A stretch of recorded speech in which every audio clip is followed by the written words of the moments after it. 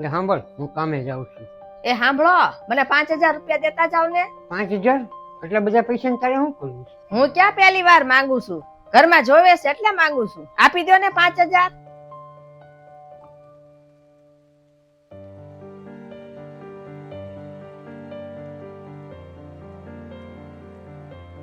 એક કામ કર, હું કામે જાઉં છું ને, હું આવીને પછી તને પૈસા આપું. તો કાંઈ વાંધો નહીં, સાંજે આપી દેજો.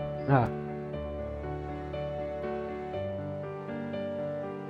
એ સાંભળો ને, મને 8000 રૂપિયા આપો ને. 8000 રૂપિયા? હા, 2 દી પહેલા તને 5000 રૂપિયા આપ્યા હતા ને આજ તું 8000 રૂપિયા માંગે છો?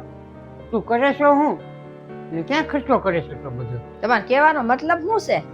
પૈસા હું કઈ બહાર થોડા ઉડાડવા જાઉં છું, ઘરમાં બધું ખર્ચો કરું છું, ઘરમાં બધું વસ્તુ લાવું છું. કઈ હું આમ બહાર જલસા નથી કરતી, પાર્ટી વાલ્ટી નથી કરવા જતી. મને એમ કે તમારે ટેમ ન હોય એટલે હું છે ને લાઇટ બિલ અને દૂધ વાળાના ને બધા નળ બિલ આ તે બધી વસ્તુ હું ભરી આવું છું, એટલે તમને છે ને વાંધો ન આવે.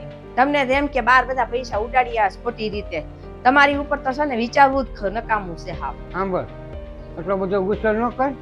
તું મારી વાત સાંભળ. આ કબાટમાં છે ને 5000 મૂક્યા છે, એ તું લઈ લેજે ને હું સાંજે આવું ને તો તને બીજા 3000 રૂપિયા આપીશ. મને માફ કરી દેજે, મેં તારી ઉપર ગુસ્સો કર્યો, હવે નહીં કરું.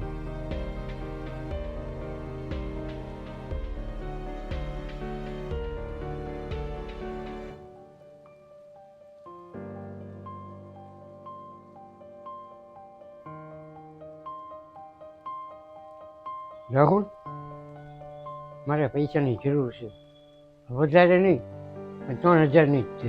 હા, હું થોડાક દિવસમાં દઈ દઈશ. ચાલો, આભાર હો.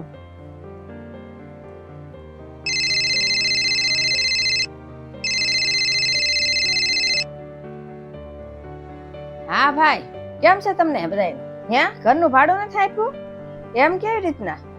દર મહિને તો આપી દઈશ. તમે એક કામ કરો, આજનો દી તમે વાટ જો, સાંજ સુધી, પછી હું સાંજે આવે ને તો હું તમારા ભાઈને વાત કરું. આજે વાત કરી પછી કાલ સુધીમાં તમને ભાડું મળી જશે. હા, કાંઈ વાંધો નહીં.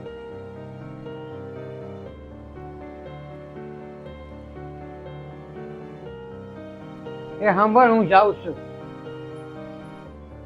ઉભા રહ્યો, મને મૂકતા જાઓ. તું ક્યાં જશો હવાના થેલો લઈ? કામે.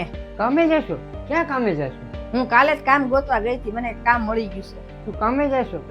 પેલા તો મેં તને કીધું તું, પછી તો ના પડી હતી. હવે તું પોતે જ જશો અત્યારે? હા, પેલા મારે કામ નહોતું કરવું, પણ હવે મારું મન બદલાઈ ગયું છે. હવે મારે કામે જવું છે. તું કાલ કામ ગોતી આવી, આજે તું કામે જશો તો ત્યાં મને કાંઈ કીધું નહીં ને મારી કઈ વાત છુપાવી.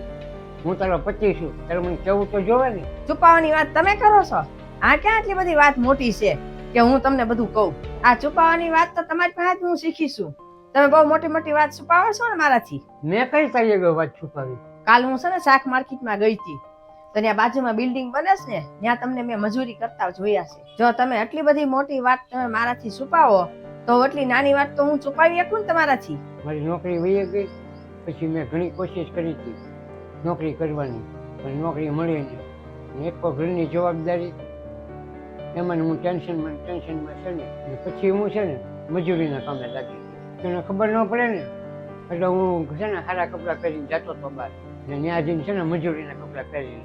મને ક્યાં ખબર હતી કે તને ખબર પડી જશે. બસ હું ડરી ગયો હતો, મને મગજમાં જ નહોતું આવતું કે હું શું કરું. ને મને એક જ યાદ હતું કે ઘરના ખર્ચા કેમ કાઢવું, ઘરના હપ્તા કેમ ભરવું, ઘર કેમ હલાવવું, એ જ મને ચિંતા થતી.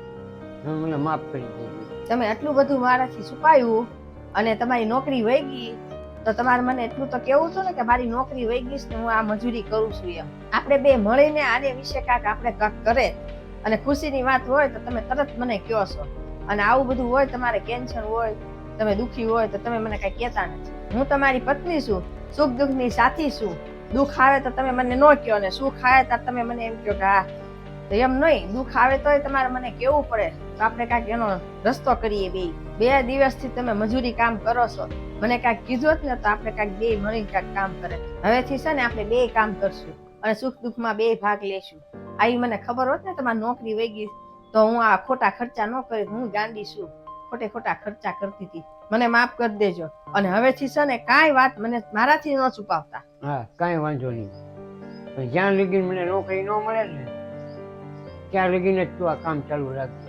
અને મને નોકરી સારી મળી જાય ને એટલે તારે કામ નહીં કરવાનું. હાલો હવે જઈએ આપણે મોડું થશે. હા